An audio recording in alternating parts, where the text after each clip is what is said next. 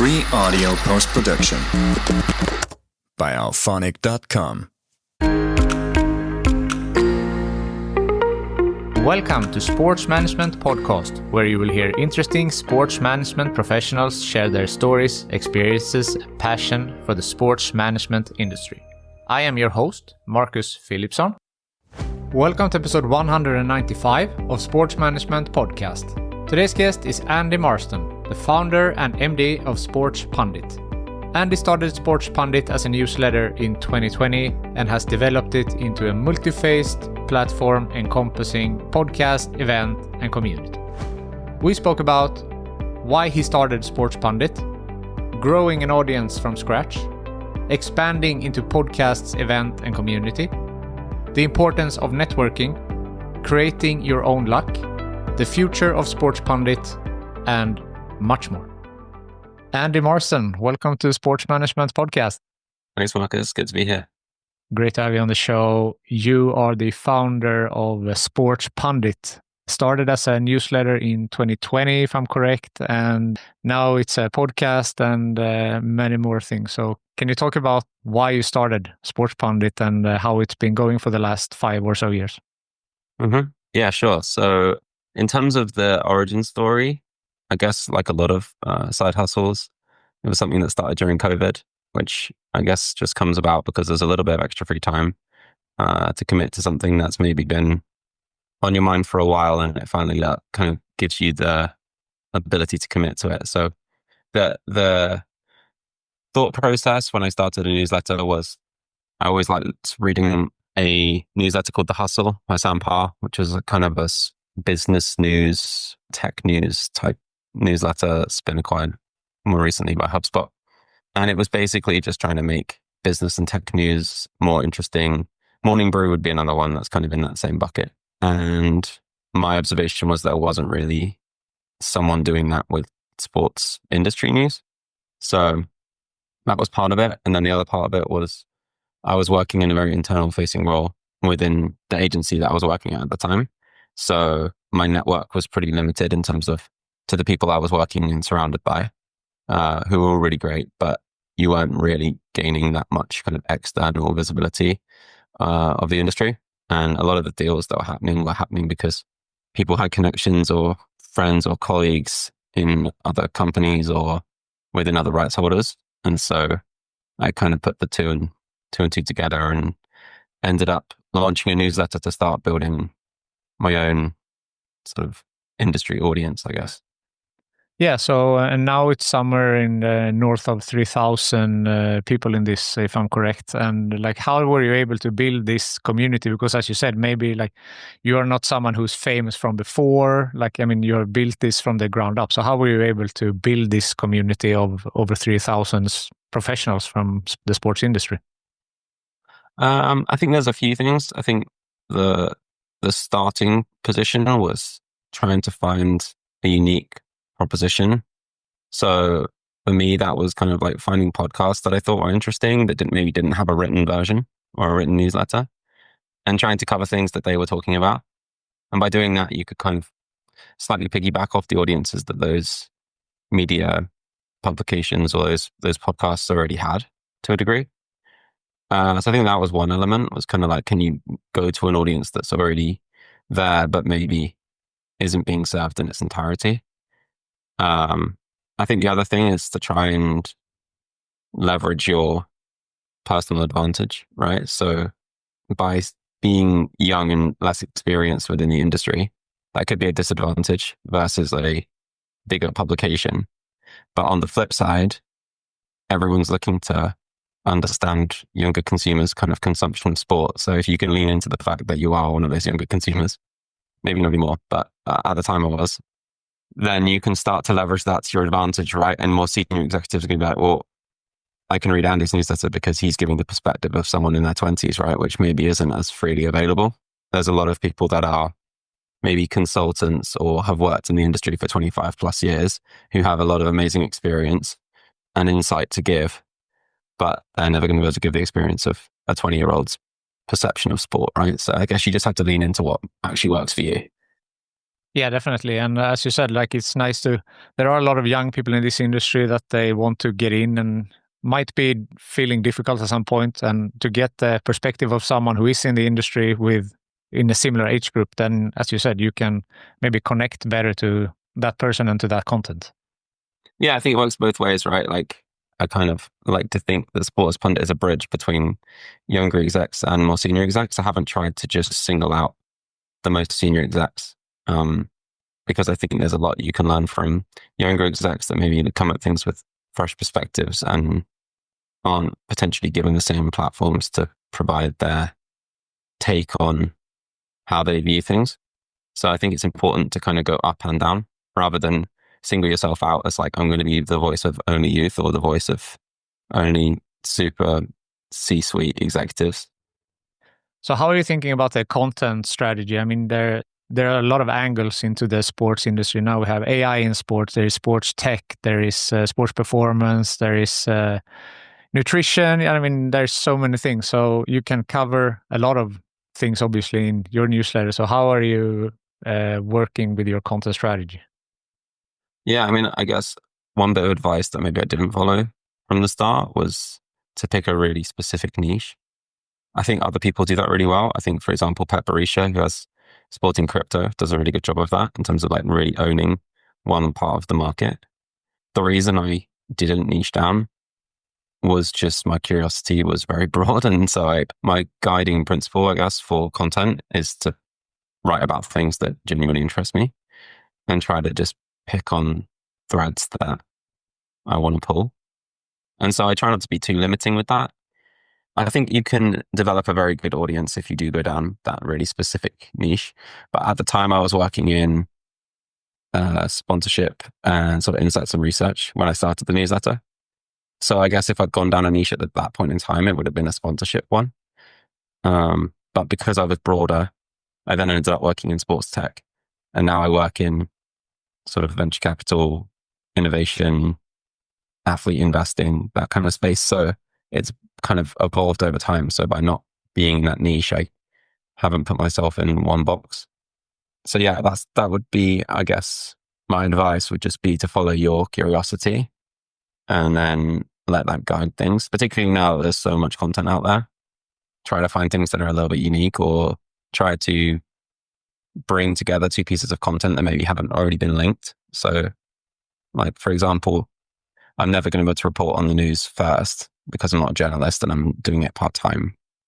But there might be two stories that are being reported on completely separately, but you can see something that kind of brings them together in your mind, or some sort of common theme that's emerging amongst a number of pieces of news that have come out in the last month. So I think the value really is in trying to kind of aggregate that and kind of package that in a way where it's like easily digestible. If you have a niche market, then you have that and you can be an expert in that. When you're more general, I recognize myself here on the podcast, I'm also keeping it very general. Then you're writing these stories and or different topics that also takes more effort from you to learn of more areas. So has that been something that you find difficult, or has that just been, from your curiosity that you're interested in so many things? I mean, I'm lucky that like when I speak to people that work in these different areas, generally they're pretty good at explaining things, which helps. And then I guess just being exposed to it a lot of the time means that I've sort of developed a bit more of an understanding.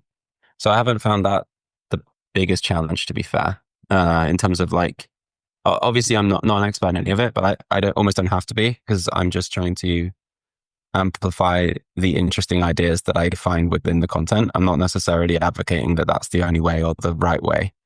I'm just saying this is an interesting approach that doesn't seem to be completely commonplace yet. So I'm going to highlight this and see what people think. And I think as long as you come at it with that kind of view that, one, you could be wrong and you're willing to change your mind, and two, that you're just trying to kind of surface interesting ideas rather than kind of be the authority on a subject, then I think you have a lot more leeway. I think if you go down that niche route of trying to own an audience or trying to own a segment, you generally end up kind of trying to be the person that's kind of the authority on that subject. And so maybe there's more of a pressure to always be right or to only highlight the absolute kind of leading ideas or insights in that space. No, that makes sense. So you said that that hadn't been like the biggest challenge. So what has been, I mean, you've done this for 5 years now. What have you felt has been like the challenging part in scaling Sports Pundit? I think one part is just like consistency, like the time that you have to put into it, trying to manage across like multiple different types of content. So obviously it started as a newsletter, but then there's been a podcast, there's been events, there's been a WhatsApp group. Like they all require kind of different skills and different uses of your time. And there's a lot of overlap obviously with all of them, but you have to learn the way that each of those different mediums work. And I think, for example, the podcast, it's really hard to get discoverability on a podcast. Like growing the audience of the podcast is way, way harder than growing the audience on the newsletter. But the thought process behind starting the podcast was, one, selfishly, I get to have interesting conversations with interesting people.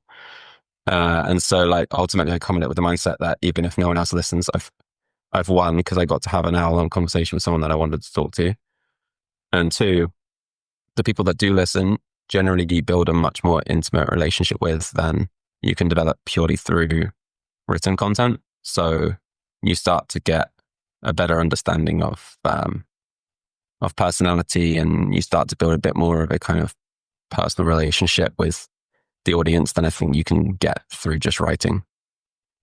This podcast, obviously, I recognize similar, started during during COVID as well, and trying to scale, and makes a lot of sense. I haven't thought about it in the way that you get a more personal connection, but maybe that's true with the podcast, that you have more that you get to know maybe the host a little bit easier than through text. Perhaps that could be, but I haven't thought about that. It's an interesting take. Yeah, I mean, I think it's like one of those things, right? Like if you listen to, well, at least my habit with podcasts is like I have a few that I listen to on rotation. So I listen to them like almost weekly, right? And the best hosts, like you almost feel like you're connected to them in some way, even though they may have never actually met you, right? You might actually, it's a very weird relationship that you have with like a podcast host. And particularly during COVID and like, even since then, like I work remotely, and if I'm taking the dog out for a walk, I'll listen to a podcast. And so like you actually end up spending a lot of time potentially listening to someone that is a completely one-way relationship. So I think there is a bit more intimacy and a much more kind of purposeful decision on their part to listen to it, right? I think a newsletter, it's easy for someone to sign up. Maybe they open it, maybe they don't. The metrics are really difficult to understand because, okay, you've got 3,500 subscribers, for example, with Sports Pundit and a 50% open rate. But I don't know of those people that opened, what percentage of them read the entire thing from head to toe, forwarded it onto friends, or potentially you know about forwarding, but the data from Substack's pretty limited. An open where someone's read it like thoroughly versus an open where someone's opened it because they just want it out their inbox and they don't want the unread kind of notification. I can't tell the difference between those two unless someone tells me or replies to the email to say, hey, I really like this newsletter. It's a really interesting thought. So it's a very weak signal. Whereas I think listens, if you're consistently getting like a similar amount of listens every week, then you know that you're doing something right. Because if you're getting, let's say, I don't know, 100 people listening to an episode, and then the next week it's also 100, you're like, cool, they must be doing something right because these people keep tuning in, right? I think other social media platforms, maybe listens isn't or views isn't as good a metric because you might just blow up on the algorithm one week and get 20,000 views. That doesn't mean it's 20,000 times better than a piece that gets one view. It's just the algorithm seemed to like that piece, right? And it took off. Whereas I think there's a much more kind of consistent metric there with a podcast, and you're building kind of that intimacy over time. That's a good point. And for example, you said it's difficult to be, like, having a viral podcast episode because it doesn't show up unless you have you can have a clip that you put on some of the social media that gets viral, but like the podcast per se doesn't appear in that way. I mean, in the podcast players, you need to kind of search for it in order to stumble upon it. So yeah, that's the struggle with podcasts, I would say. Yeah, and I think even with the guests, right? Like you get certain guests that way you more actively promote it than others. But even then, I still find that the listenership of a podcast is within a fairly narrow variation in terms of like from one episode to the next. I get like huge fluctuations where one episode's getting listened to thousands of times and another episode's getting listened to 0 times. Like that doesn't seem to be how it works. And same with newsletters, whereas I think social media kind of is a much more that kind of hit and miss lottery game. Definitely. And as we said before, that one of the, I guess, negatives of being a general, like you're having a broad topics, is that maybe, as you said, one episode, maybe you're covering football and you're getting a lot of listens or views for that episode because they like football, and next one, it might be a different sport or a different topic, and then you get less. So it's hard like to keep that listener when you're having different topics every week. Potentially, I think the people that are listening, generally, like I've been quite purposeful in terms of saying like the people I want to listen are people that are working in the sports industry. So it's less dictated by fandom and more dictated by like, if you're somebody that's really curious and that wants to improve and take on board new ideas and you work in sport, you should listen. And regardless of whether it's someone that works in rugby or someone that works in football, there should be something that you can take from the episode and apply within your own role. And we can get onto it maybe a bit later, but like one area that I am going to evolve into and that I've launched now is sort of much more to have subject specific variations of the podcast. So my podcast will remain broad and generalist, but then there'll be, for example, the first one with Leanne Batts, who's a former Barcelona and New Zealand All Blacks executive, now works with Sports for Kato and was recently on the podcast to kind of launch that series. She's now running the Sports Pundit Innovation podcast, where she'll speak specifically to people that hold sort of innovation related roles. And then the other one that will come out fairly soon, and maybe by the time this is launched, it will be out, is Rich Buchanan, who's a former colleague. And he was the performance director at Swansea City when in the Premier League. He's worked with the Premier League as well. He's worked for DC United. And he's going to do a podcast that's the Sports Pundit Performance Podcast. So looking at kind of the bridge between sports performance and the business side of sport, because obviously a lot of the money and a lot of the finances within sport are on players and based on on-pitch performance, but that's very rarely touched on from a business perspective. So I think he's in a unique position to try and bridge that gap. Yeah, that's a very interesting take on the podcast. We spoke about it a little bit before we hit record as well. So that it leads me into my next question with like you started with a newsletter, then you went to the podcast, you have done events. I mean, Sports Pundit is growing. So how do you see the future now looking ahead? So now you said that to have some specific guest speakers on the podcast or guest hosts rather. What else do you see for Sports Pundit going forward? Yeah, so from a podcast perspective, it's like to have different guest hosts that kind of specialize in various subject areas. The other part that's been quite quick to grow over the last year has been the WhatsApp group. So like having that kind of community element. We're almost at the limit of what WhatsApp allows, which is 1,000 within a community. We're I think 980 odd. So getting very close to the limit. So there will be some shift there onto another platform, but that's going to be quite delicate because that transition process is going to be quite tricky because WhatsApp is where everyone is. And I think a lot of thought needs to go into how you migrate that audience somewhere else, or whether you even do migrate it somewhere else, or whether you just cap it at 1,000 and just kind of rotate people out if they're not engaging, but limit to 1,000 and actually don't migrate it at all. So that's something that's still kind of in consideration. And now on the event side, there's a project in the works at the moment. I launched a sort of list of conferences back at the start of this year, which was a tool I previously just used personally when I was in a marketing role, because no one really has ever aggregated all of the sports industry conferences. And that got a ton of organic engagement on LinkedIn, and a lot of positive feedback in terms of being a valuable tool. So I'm going to potentially launch that out as a standalone application outside of Sports Pundit. So I think from Sports Pundit's perspective, there's a few elements. One is to continue to grow the community side. And that would mostly be like the WhatsApp and the social events. And then the other side would be to kind of launch products that benefit Sports Pundit, but could maybe be used by the wider industry as well. And on the community event side of things, I think the other important thing is like, I don't want to become a conference business. I think there's already a number of good conferences out there. Where I think the opportunity is actually more on the social side. So a lot of people work from home.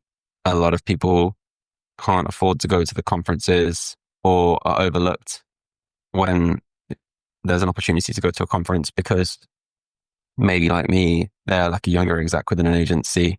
Doesn't make financial sense to send me. I'm not in a sales role. I'm internally facing. So I think there's a lot of people that work in sport that maybe don't get those opportunities to network with people outside of their organization.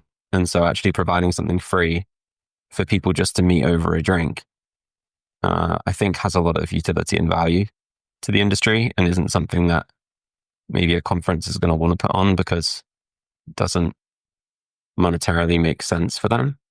So I think what I would like to see is we've done ones in London pretty much monthly for 2 years. We've done some in New York, but the model of it just being meet in a bar and have a drink, and it doesn't matter if it's 2 people or 200 people. It doesn't require that much planning.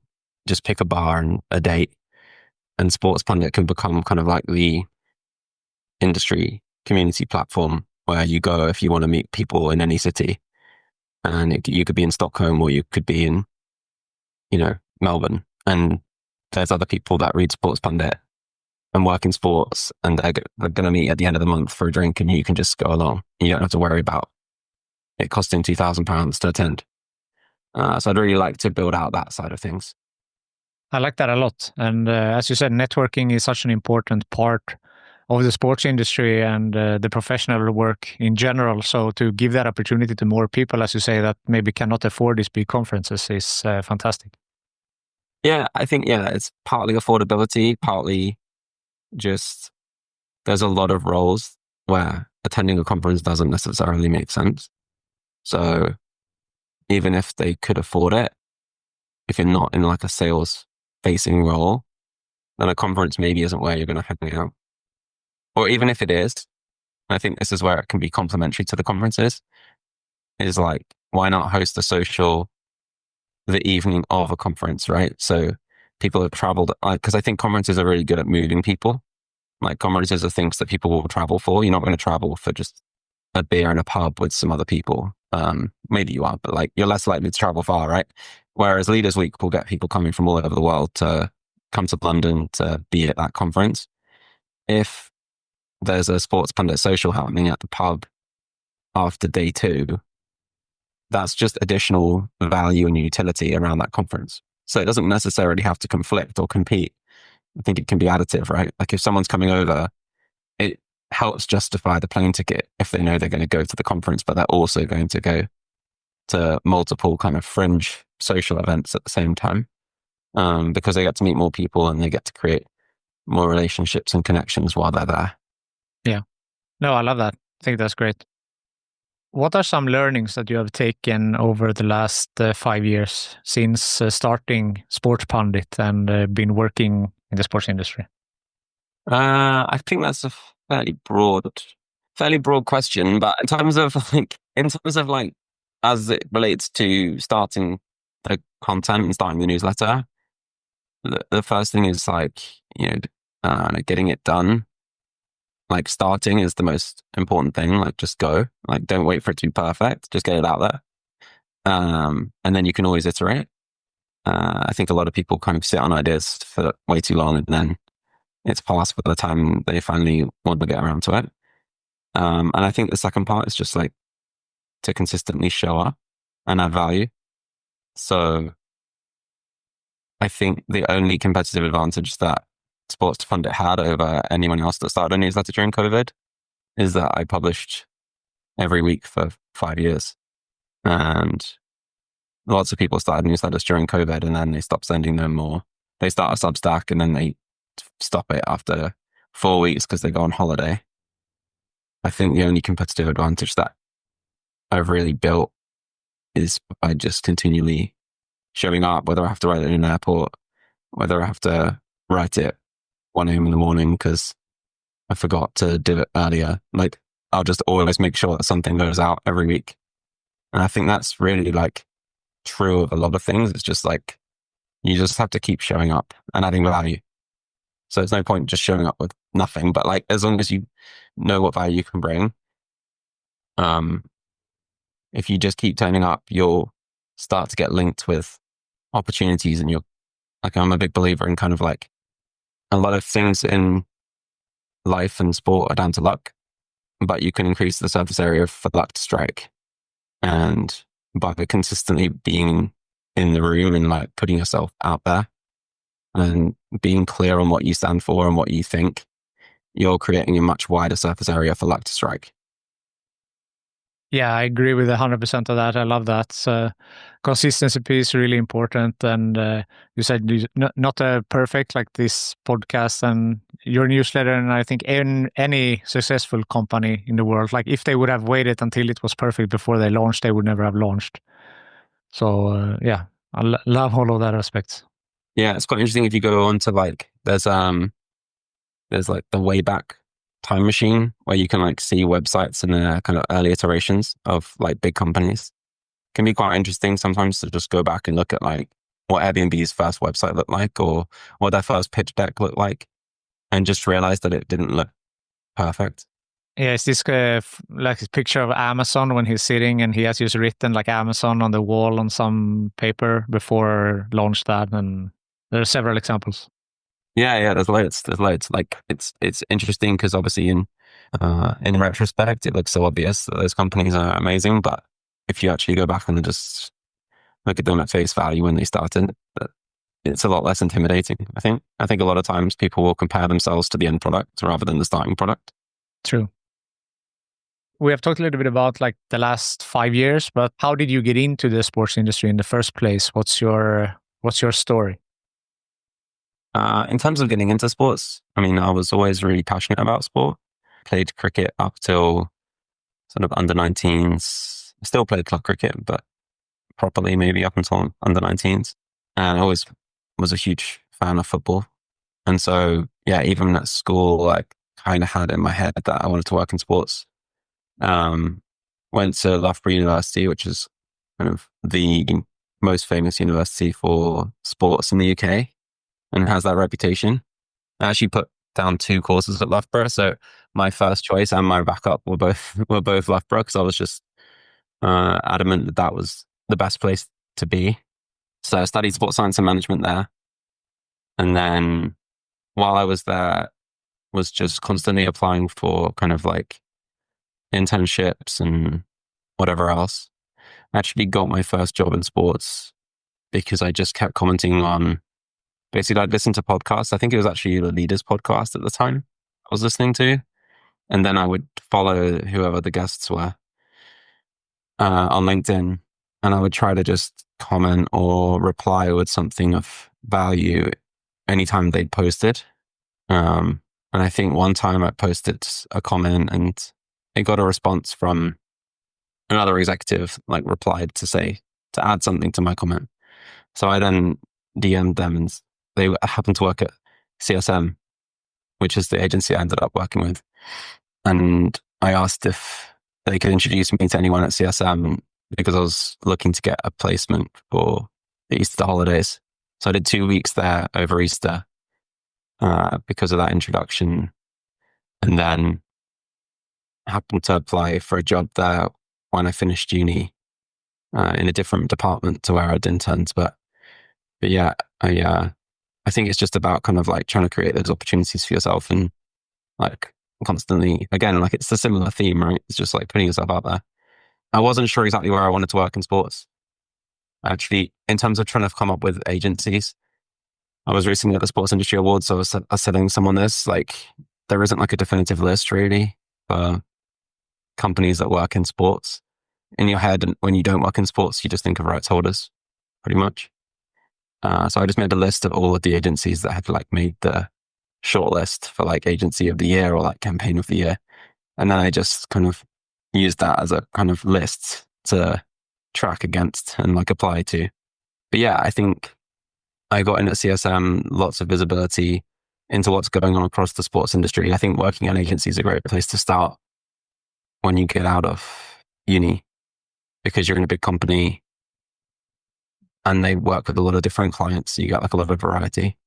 And then started the newsletter, and every role I've held since has been through a relationship of the newsletter, or that started through the newsletter. I mean, that's just a perfect example of creating your own luck, as we talked about before. That you say you put yourself in this situation, that you're commenting, you're DMing, you're being at these places where you might get quote unquote lucky to get a job or get a connection. Yeah. And I think that would be my advice to anyone. And I don't think it necessarily has to be just trying to get into sports. I think it's true even beyond that, right? Like when you're trying to land a new client, it's like turn up in the places that they want to be and add value to the conversation. Don't just try to sell yourself all the time. Try to figure out what their problem is and try to come at it from the perspective of like, how do you add value to their life rather than how do you ask for something of them? So that would be kind of something I would still do today. Usually ask about advice, but I felt like you covered that pretty good, unless there is something else on top of your head for someone who wants to break into the sports industry. I think they're the main things. I think it's just don't be afraid to ask, but be very clear on what you're asking. So feel free to DM someone and say like, hey, I'm looking to work in sports, but don't leave it at that. Like if you just say, hey, I want to work in sport, it's a really hard ask for someone to answer, because I then have to figure out like which part of the sports industry do you want to work in? Is there a specific company? Like what's your strengths? If you come instead and say, hey, I'm really good at video editing and I really want to work in social media for a football club, and I noticed that you're connected to XYZ at that football club, would you mind making an introduction to him for me? That's a way, way easier thing for that person to then help you with. So I think if you can be don't be afraid to put yourself out there, but also try to be really specific to make it as easy as possible for the other person to do you the favor, if that makes sense. I think sometimes people can be quite broad. If you just say, hey, I want to work in sports, it's almost impossible for me to help you. Whereas if you can go that layer deeper, I think you'll have a lot more luck. Definitely. A lot of great advice. I like that. Is there something I haven't asked you yet that you want to mention? I'm not sure. I think we've covered a fair amount. I think in terms of the disruption that AI will bring to content, I think there's some interesting things happening in that space. And actually, like the pivot to podcasts was probably a bit before AI really started to disrupt written content.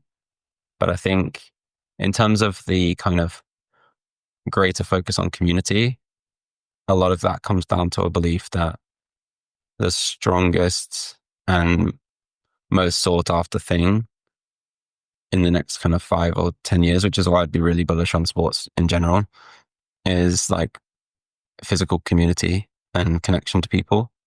And in my case, it's like a B2B industry community, but I think more broadly, people will want to connect with each other and they'll want to get together in person and they'll want those real life experiences. So I think the more you can do to kind of personalize and humanize your offering, the better.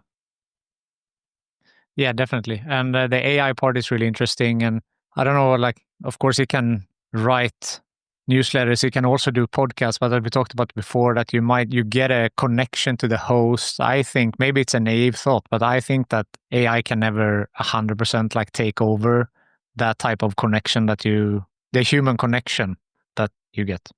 I think, well, where I've seen AI podcasting really take off is much more in the kind of informative space. So I saw like Stephen Bartlett's just released a new AI generated podcast series called 100 CEOs, just kind of telling the story of these 100 CEOs and like their kind of journey. I haven't watched it or listened to it, so I won't pass judgment on the content, but I've heard it's good. But that sounds to me like something that's a bit more kind of focused on storytelling and less about kind of like personal back and forth. That said, like some of the early demos of AI generated interviews are not a million miles away. So I could see a world where they get to the point where they are like pretty close to level. I think there's a huge advantage for the podcasters that have already started because they've already built those relationships. And so AI just allows them to kind of turbocharge the amount they can put out. So going to that point about Stephen Bartlett, like they've obviously trained the voice on, thousands of hours maybe, of data. Maybe it's millions. I'm not sure. He's done a lot of podcasts. But yeah, I'm sure that helps in terms of like creating an accuracy to the model. The fact that he's put a lot of time in already, and he's already built up a lot of a relationship. So I think it can replicate some of it. I think it will also just be helpful on things like editing and a lot of like the more manual tasks of putting out a podcast. Like I don't know how it is for you, but for me, it takes quite a while. I still edit the podcast myself, and it takes quite a while to put them together. You have to, dub out parts where you've stumbled over questions, and if you try to move something around, then it can become quite tricky to try and make it sound smooth. And you got to add intros and outros and create clips and publish it to YouTube and publish it to Spotify, whatever. Like there's a lot of different processes that I'm sure AI will speed up. So I think where I'd be bullish on it is like, I think it creates the opportunity for kind of like one-man bands to go a lot further and create a lot more and kind of compete with what were maybe quite bloated teams that maybe more traditional agencies have. But yeah, I think there's pros and cons for sure. Yeah, definitely. But I agree with that as well. I do also the editing and everything myself. And, if AI can take some part of that away or make that simpler and you get some more time, then of course that's easier to scale as a one-man show. Yeah, for sure. I'd like to end with a networking question. We have talked a lot about networking. So who from your network do you think would be a good guest on this podcast? That's a good question. I think there's a number of people that would be good. There's a few that have also created some very good content. I think Joe Redfern, for example, who writes a lot of great content on LinkedIn, is someone that kind of epitomizes that idea of like really showing up and providing value and then seeing that come back. And, she's been very specific in creating content around YouTube and Roblox. And that's led to her now being kind of synonymous with the topic when people in sports want to know something in that space. So I think she'd be a great one. There's a guy called Chach Aaron Salem, who writes a lot about kind of appealing to Gen Z audiences. He's previously been an exec at, I think it was Southampton, and maybe Brentford. And now he works for himself and does a lot of sort of consulting with brands in terms of trying to reach that younger audience. And he's someone, again, that I really respect his content because it gives me a perspective that I wouldn't find myself. So they would be two. Paolo Marion as well, who's a bit like Joe, writes a lot of good content in the YouTube space and has a podcast called The Business of YouTube. So yeah, there's a few. There's a few, and I'd be happy to make intros to any of those guys. Thank you. And great guest suggestions. And I don't think I've given you credit for this, but I used to ask these questions differently. And then you gave me a pointer on how to say that because I used to ask it, who do you think will be the next guest? And then people were shooting for the moon a little bit, and they were saying people that might be out of reach. And I'm pretty sure that was you that is like, if you twist it to like who from your network, and then you have someone who's actually right away reachable. And that is so thank you for that. And it's been very, very good, a very good addition to that question or change to that question. Yeah. So is that how you do it now in terms of getting the next guest on? Is it always the previous guest suggestions? No, not always, but I always reach out to that person through the connection, and then maybe sometimes it doesn't work out, or how it is, but it has been very helpful for sure. And many times it's been that a future guest has been that person that guest suggested. Yeah. Kind of ties into that point around like asking the question, right? And if you're going to go ask someone for a favor, it's easier if you're really specific. Definitely. Andy, it's been a pleasure to have you on the podcast. Thank you so much for taking the time. Yeah, thanks for having me on. Thank you for listening to the Sports Management Podcast. Please hit the subscribe button so you don't miss out on any upcoming episodes. Also, feel free to leave a comment about what you thought about this episode. If you want to get in contact with me, send an email to sportsmpodcast@gmail.com or hit me up on Facebook, Twitter, or Instagram @sportsmpodcast. Free audio post-production by alphonic.com.